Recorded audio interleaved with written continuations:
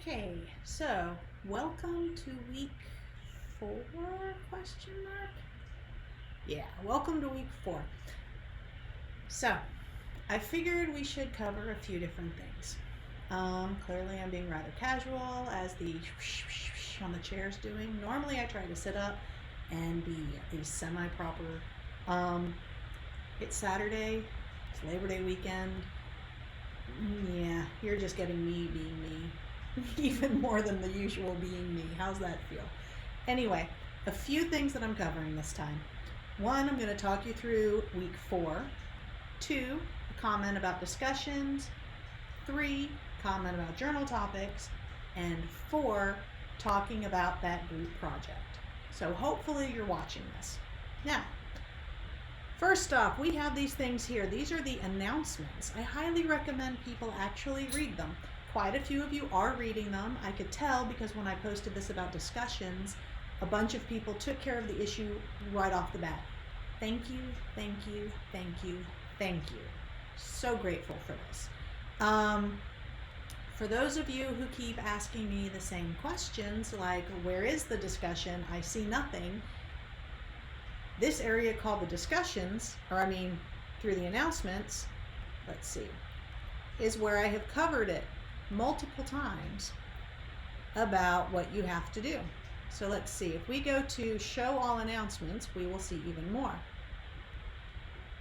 This will bring us la la la la la all the way down here. This one, I understand that the red jumped out, even though I still had people who told me they had no idea they had to do stuff in both the class and the lab if they were enrolled in both. This is where it was announced. But happens every semester. I'm used to it. Taking a moment now to make sure you remember to read the announcements, because right here it's telling you that you have to open that week's folder. If you do not open the week's folder and the week's file, you will not have access to your assignments. Some of them will not even show up until you actually open these things. I've done this on purpose. This is basically people who decide to just click here or here or here, you're not going to see anything until you actually go to the file that I told you to go to. So each person the past couple of weeks who have told me they can't find something or it won't open it or it says that there are certain restrictions, every one of you I have very politely replied with the fact that you have to open that week's folder and that week's file. Otherwise you have no access. What is going to start happening is I am just going to end up replying with a link to an announcement that stated it. It's not meant to be catty or rude. It's simply, I want you to learn to read and follow directions. And that's all it is. It's not hard. You will also learn very quickly that if you actually go to the week and the week's folder, it's going to help you out. So we're going to talk now about week 4. Week 4, notice everything is provided. This reminds you things. It even reminds you helpful things. In this file, you will have certain bits of information that you will not find anywhere else. So while a lot of people just click it to open things and don't bother reading it, and yes, I can tell because when I look, I see that yes, you technically opened it, but you spent a total of 1 second there. Unless you're taking a quick screenshot in 1 second, so you can go back to it whenever you want, I promise you're not reading it. Nobody reads that fast. So if you open this and read it, you will actually get a lot of very helpful information. As the semester wears on, you will have more helpful information. This week, it's trying very hard to just let you know the proper order you could do these things. I have no idea what was happening to my words there. That was weird. I put it in the order that I think makes sense. The first one being this video. When you watch the video and when you look at the thing that's posted where it says week 4 video, right here is going to be different. That will be a hyperlink by then, but since I am currently making the video, it can't be a video, just so you know. I have also remembered how to actually do something more useful where you're not clicking on a link to get to the video. I've embedded the video.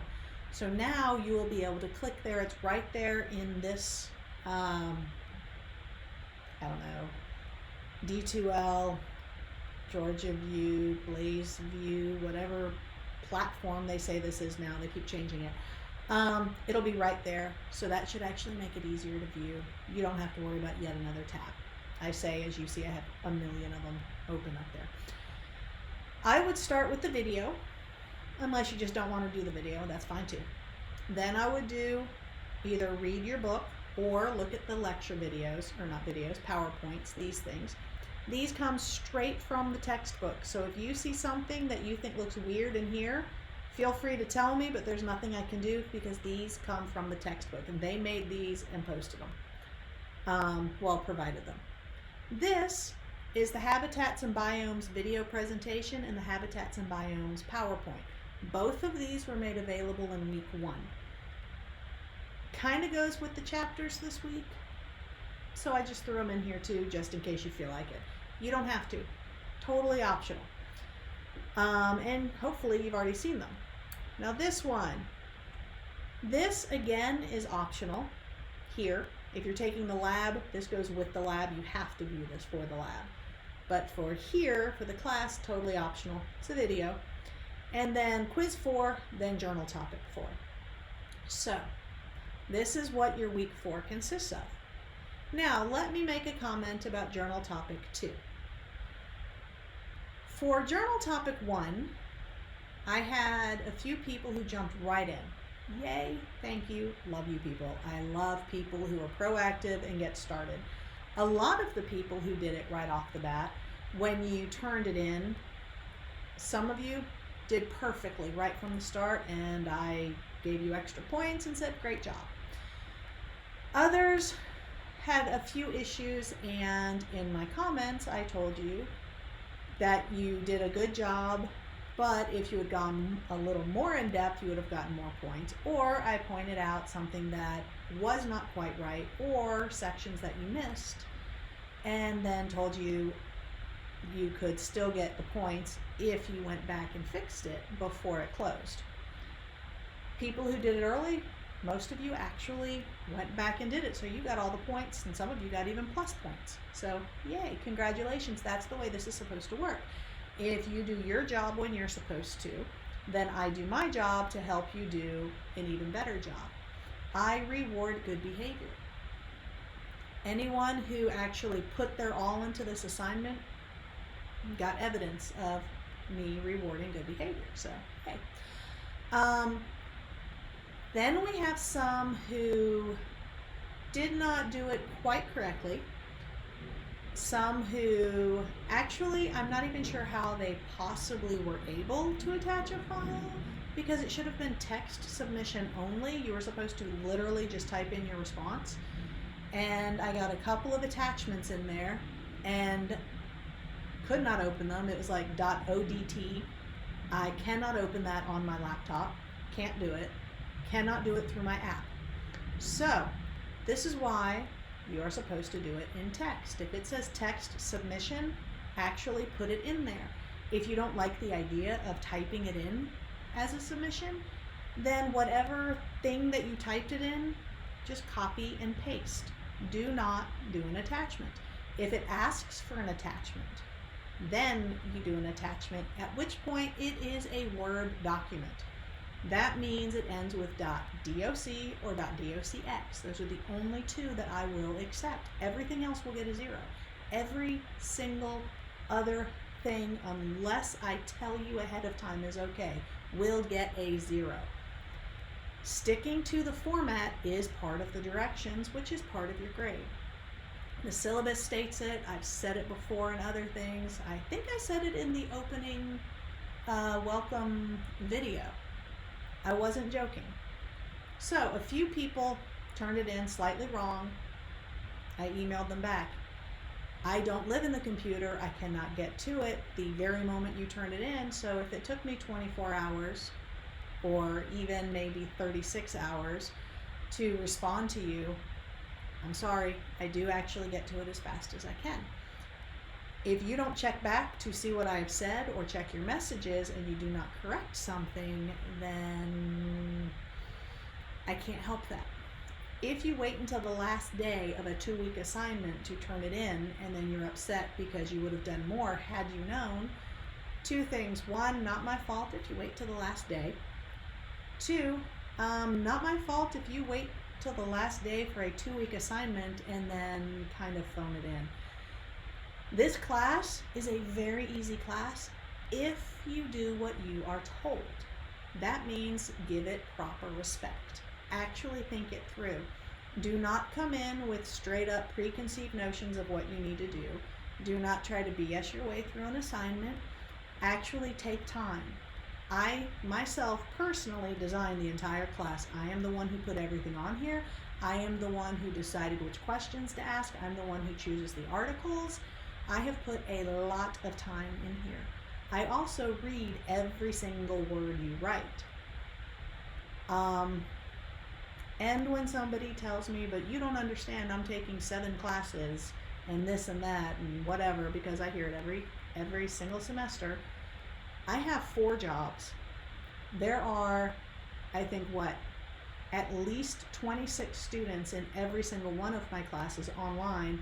Plus I have my in-person classes, plus I do tutoring for 2 different companies, and I also do some freelance tutoring, and I am a parent. So I do understand time. If I can read, let's say, just for the 2 sections of environmental science for SGSC, I'm not even going to count the lab or my in-person stuff, just these 2 sections. If I can read,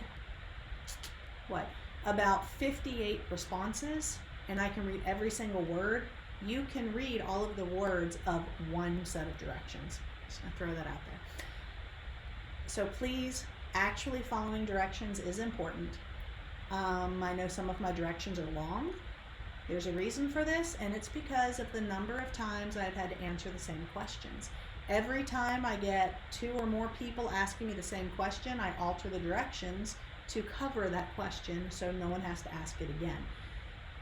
Trust me on the frustration level when someone then asks me something that is clearly stated. That is why now I have started putting things in red or making the font larger, putting it in bold, doing anything I can to make it jump out at you. So please, please, please, please, please read first, then ask if you don't understand. Do not hesitate to ask. I will answer your questions non-friggin' stop. But I need you to do your part first. So, journal topics.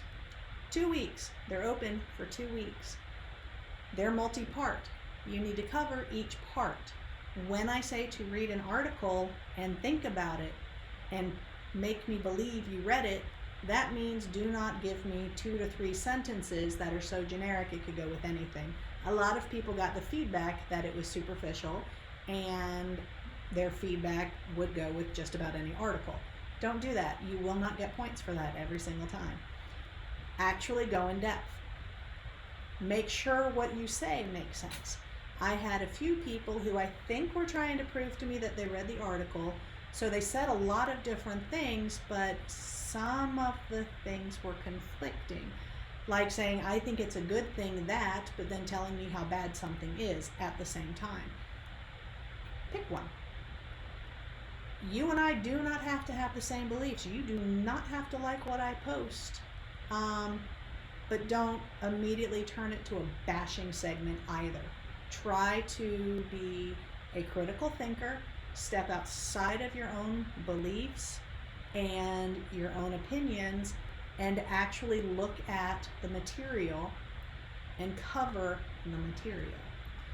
You will actually, well, if you're in the lab, there's a lab based on the whole critical thinking.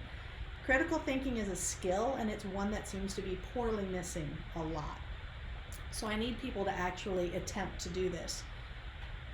There are plenty of people who turned in journal topics stating stuff I do not agree with. However, hopefully you will notice your grade was not affected by this at all because you still did what you were supposed to do.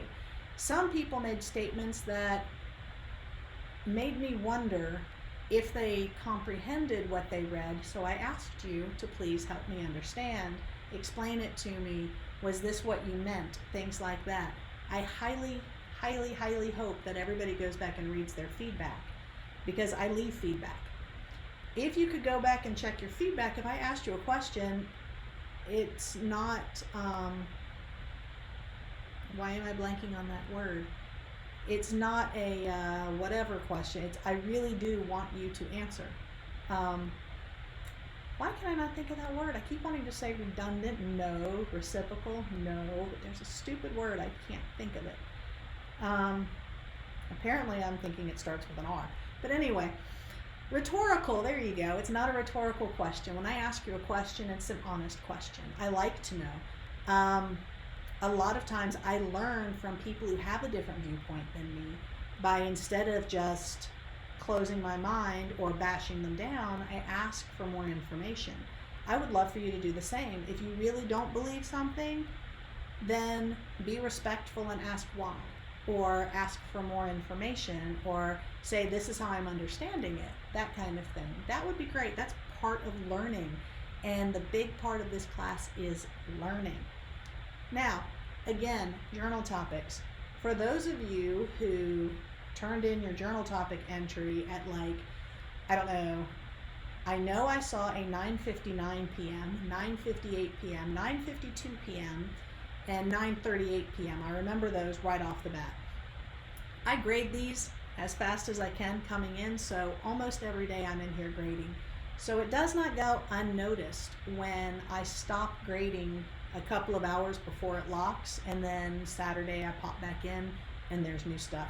It's kind of like waving a red flag saying, hi, I'm the procrastinator in the class, I'm always going to do this last minute. So I highly recommend not doing that. Take your time, think about it, open it up, jot it down, take your time thinking about it throughout a week, and then go back in. I warn you about being the people who do it only at the last moment, because not all of you got full points because you did not go in depth enough. Had you turned it in even a couple of days ago or even hours earlier and then checked back for feedback, you would have seen you were not getting full points. You would have had a chance to fix the issue.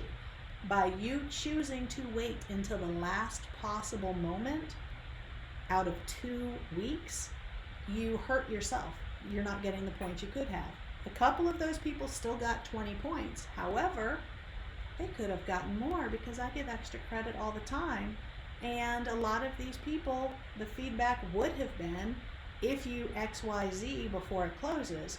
But if I didn't even get it until today because you did it so close to the closing time, you're out. You only hurt yourself. That's it. So, journal topics. Open for 2 weeks. Take your time. Think it through. Make me believe you thought it through. Proofread. Actually answer all the questions. Read every aspect of the question. Make sure you're actually answering it. If you have read the entire question, you're like, I'm just not positive. Does it mean this or this? Email me and ask. Notice I say email me.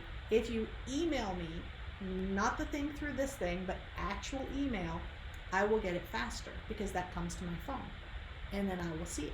So there you go. Now, discussions, because I said we're going to talk about discussions. My little thingy stopped working. I have to turn it back on. There we go. Okay, discussions. This is where discussions are. You have to have opened things in order to open discussion 2. Now, graded discussions. When you first go here, there is all this stuff. These are words, these are directions. It's telling you specifically what you need to do. When it says you need to post at least 2 different days the first week and at least 2 different days the second week, that means the first thing you post, your initial post, what you yourself write and submit, that is your first post. So if you do that by Wednesday, you already have 1 covered. So then Thursday or Friday, a second day, go back in and read other people's things and comment. Comment on somebody else's post. Reply to people who commented to yours. Basically, be a little bit active. The second week, do it for 2 other days. You have to have actually been on and posting something of some sort, whether it is a reply to somebody who posted to you or a comment to somebody else's post. You have to do this at least 4 different days overall. The grading rubric tells you the number of people you also have to comment to, so you have to go look at other people's posts. The best thing you can do for yourself to make this easy is to start early. Read through a few people's things.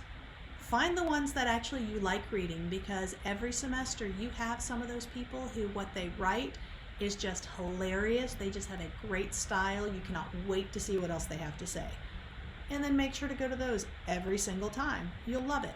Then you'll have those that whenever you read it, you're just like, oh my God, my brain.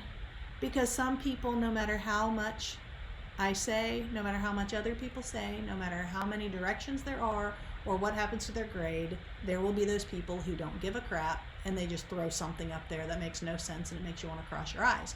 Happens every semester. It just is. You can either run away from those or go towards them. It's up to you who you actually look at. You don't have to only pick the top 2 or 3, the most recent or the oldest.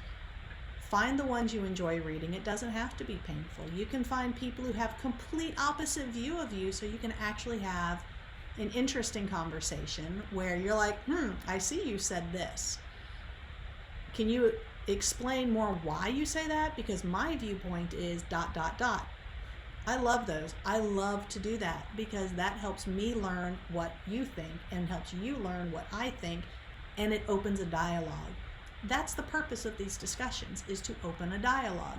So going towards somebody that you have a difference of opinion with is great, but you both have to be respectful. Do not just write somebody off, and do not just sit there and act like you are so superior because you feel you know better, because the truth is nobody in this world truly knows better than anyone else. There's always going to be someone smarter than you, and you never know who that person is. So much better if you just actually learn from each other. And I don't know why that's so hard for so many people on the internet. I don't get it. But anyway, be respectful. That's the biggest thing. So, this is reminding you this is not a gimme. You have to actually work for this. Again, it's open for 2 weeks. I purposely keep assignments open this long because I want you to actually make an effort. I want the discussion. That's going to bring me here where I posted this announcement about discussions. I have requested you go to this part. When you open the discussion board, click on settings. After you go to settings, make sure this is not clicked. This is an empty box where it says include original post and reply. Make sure that is empty, because anyone who has been just going along and your reply is like this long and your message is this long, that's why. Fix that. It's horrible. So please, that's what I need you to do. Now, all right, so we've talked about week 4. We have talked about discussions. We have talked about journal topics. Now, we are going to talk about that group thing. If you haven't already, hey, I'm going to go to the student view so you can actually see what it would look like for you. Okay? So, here we have papers and such, I know, aptly named. And then there's this thing called group project details. If you click here, this is the basic overview. This is where I was crossing things off as they close. They're all obviously closed. This is your group project. Everyone has a group now. What you have to do, say that you are in group 1. You have these 2 articles. I was about to say correct, but then I realized you can't answer me. You have these 2 articles to do. You have to, 1, use both articles in your presentation. And 2, you need to come up with more sources. You need to, right here in red, research both of these articles. That means don't just take them on face value. Don't just click on there and go, oh, there you go, it's gospel. That's what it means. No, never do that. Everything I give you, I want you to look more into it, because I am not trying to tell you what to think. I want you to learn how to think. So every single thing I give you, I expect you to look farther into. If you never look farther into it, that's kind of sad. So you are to take these 2 articles. Again, I'm only talking about group 1. If it's group 2, you have 2 different articles, and so on and so forth. But you take these 2 articles and you read them, you look into them, you research more into them, like, oh my gosh, is this real? Have there been any updates? What is it now? That kind of thing. Because I can tell you right now that the Arctic is currently on fire, and Australia wildfires, where it says from space, I just read an article today that said they're expecting the wildfires in Australia to kick back up before too long. It's kind of scary. Anyway, research these. Find more stuff to go with it. So more research to go with these. Then explain how they could be affected by or affecting the current climate crisis. The climate crisis is a fact. I understand that there are students and people who say, I don't believe this, and this so-called climate crisis. It is a fact. It is happening. It is documented. Like across the board, if you talk to actual climate scientists, I believe the statistic was 98.7 or 98.8% of all climate scientists agree that we are in a climate crisis. Then you can go outside of that to go to other scientists and then keep on going and going and going. But it's a huge, huge, huge percent. We're going to get further into this throughout the semester of more evidence of it. But you need to look at your articles and say how it's affected by or affecting the current climate crisis. To use, again, group 1 as an example, the wildfires. This could be both. So you could say it's affected by the climate crisis because of the increase of droughts, the crazy weather patterns, because of the higher rate of droughts, the less waterfall in these areas, things are drier, and then things can spark. You know, you can have a lightning bolt that sparks up a huge fire. Everything is so dry, it goes like crazy. You can also say it's affecting the current climate crisis because things like the Arctic burning, notice I'm not specifying from space, I'm just talking the first part. The Arctic burning, we are losing more and more of the ice cap, the white part. By removing the white part, we're having more of a dark part, and so that's reflecting more sunlight into the air, which is making it even worse. Way simplified, but group 1 can research this. I promise you'll find it. That's an example of how it's affected by or affecting the current. You can do one or the other or both, your choice. But here's the big part that's added this semester, is also how has the coronavirus affected or possibly caused or increased the issues in these articles. I can't come up with a quick and easy one to throw out there for group 1. You're going to have to think on this one. But we've got some issues. Some general ones will be with the live animal markets. That's one of the big things that has kind of added to this kind of issue. You can look through our recent history, as in like the past, I don't know, decade, and see it's called spillover. You can see where as we get closer and closer and closer to the area for wildlife and we clear more and more of their space out, and we're like this close together, a lot of the diseases from the animals spills over to the humans. It's a population thing. It's a area thing.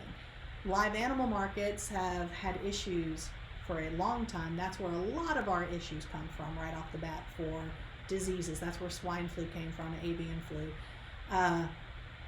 Ebola's been out there for quite some time, but it gets exacerbated by the live animal markets. Also the animal trafficking.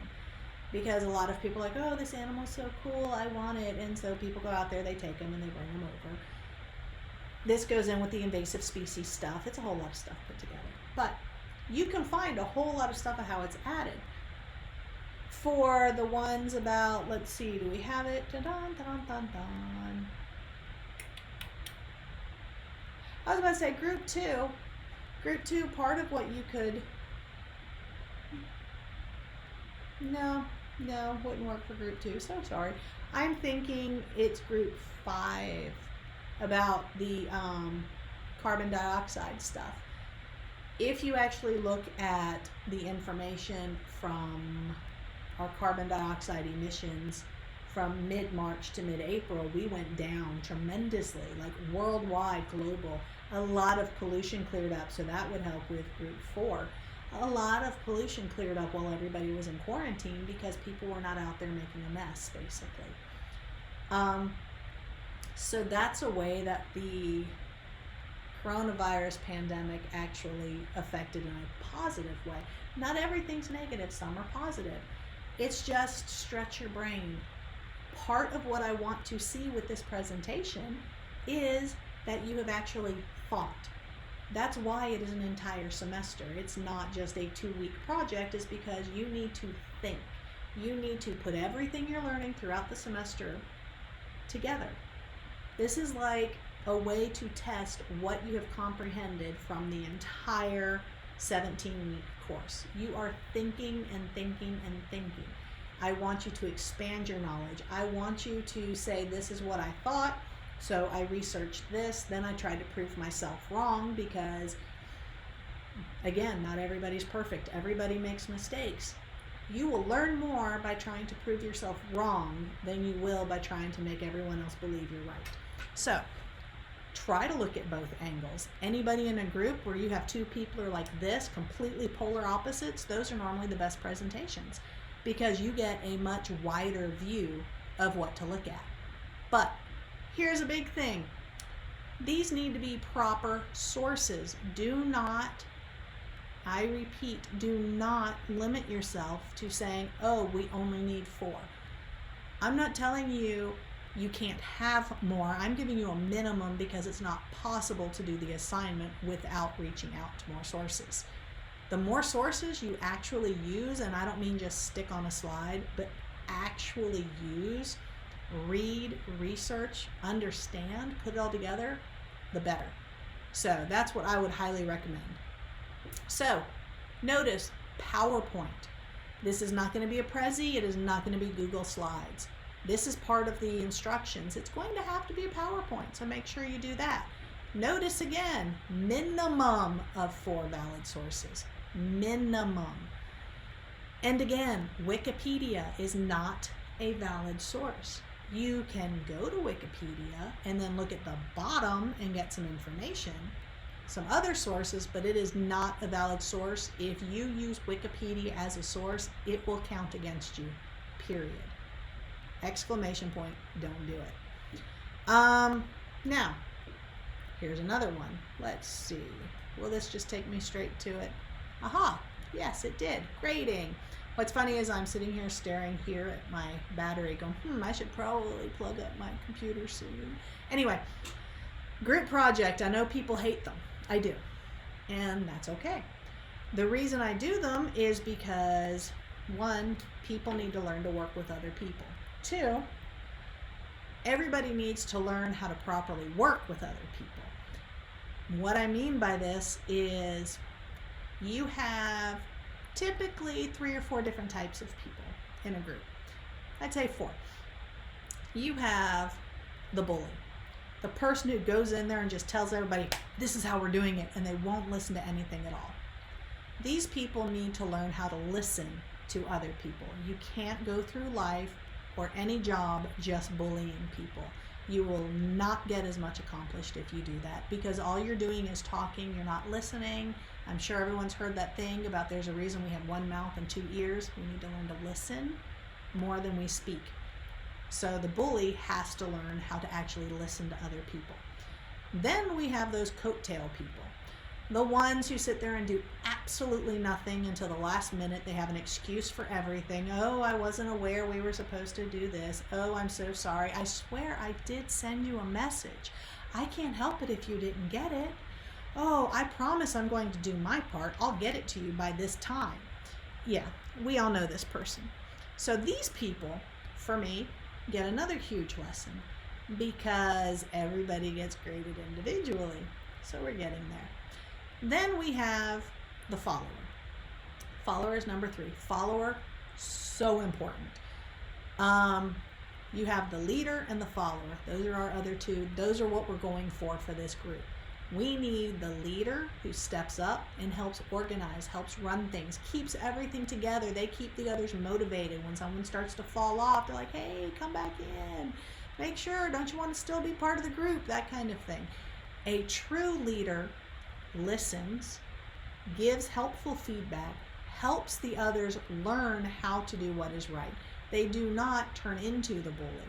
If you take the bully and they start adjusting, they can become the leader.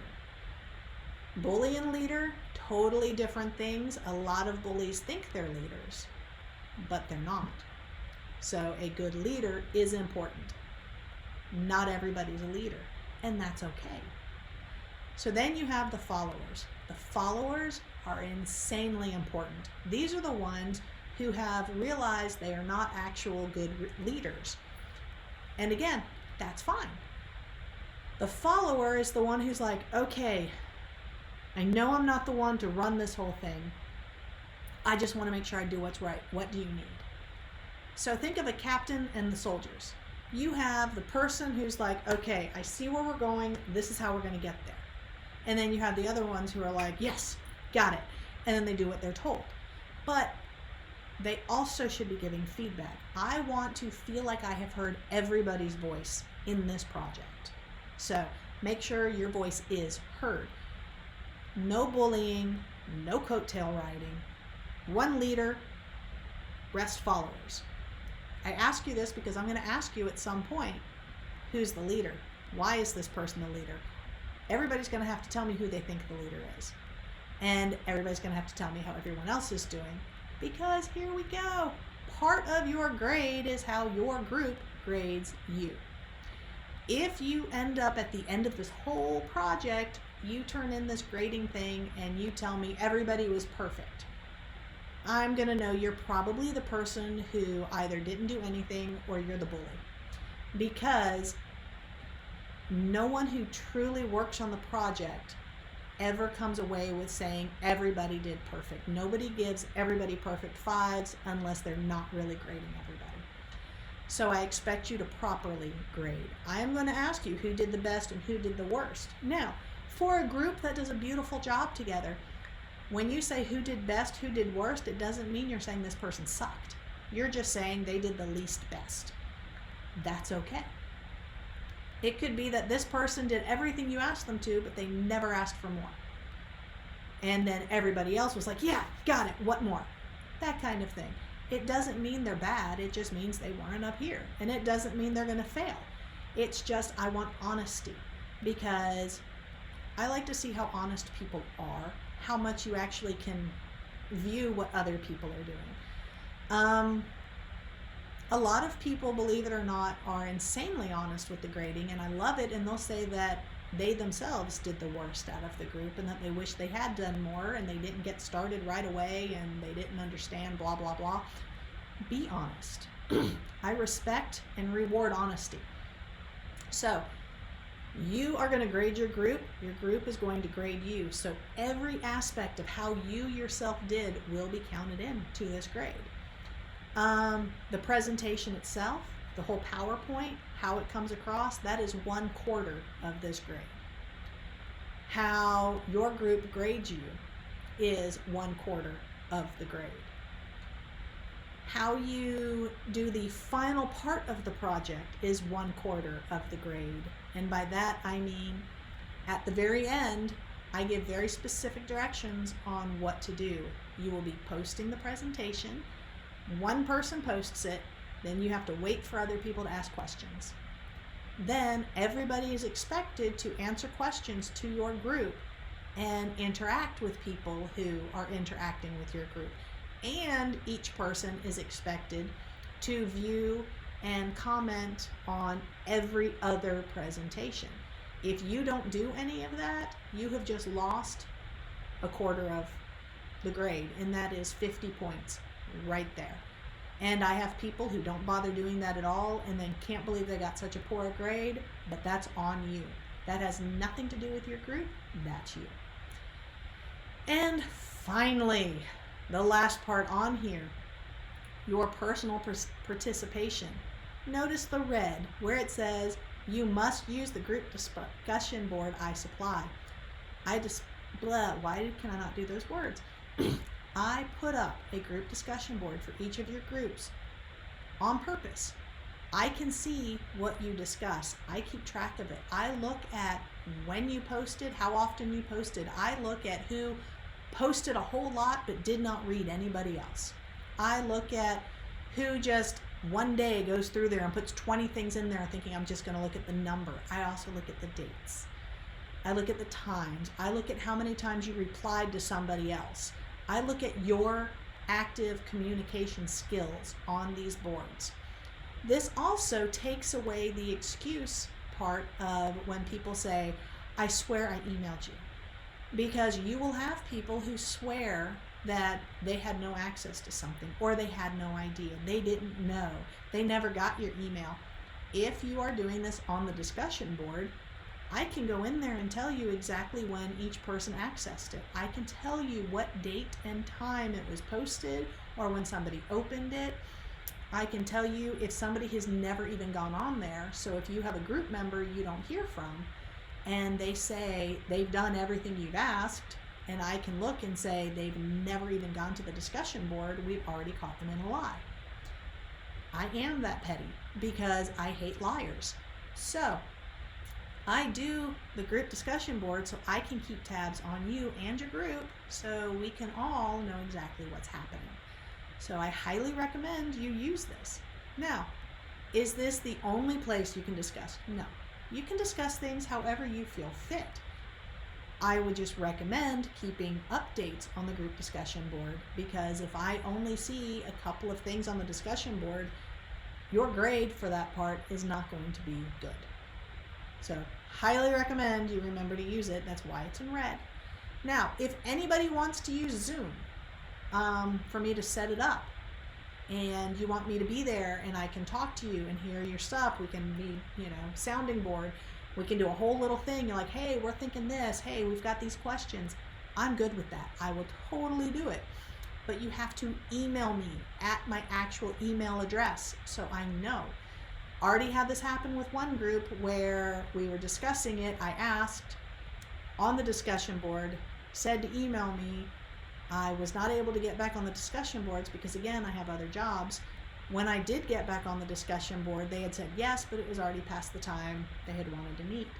Nobody ever emailed me, so I couldn't start the Zoom for them. And I need enough notice to make sure I am not currently using Zoom because I tutor people this way. I volunteer with different things, and this is how we do our meetings, and so I need time to set it up. I think that's about it for the group projects. I'm hoping I answered all the questions that needed to be answered. If you have questions about the work in general, journal topics, discussions, or the group project stuff, please email me and ask me. I will happily even set up Zoom meetings with you to discuss it face to face if you want. I will not do a phone call, so please don't ask. I'm not going to do it.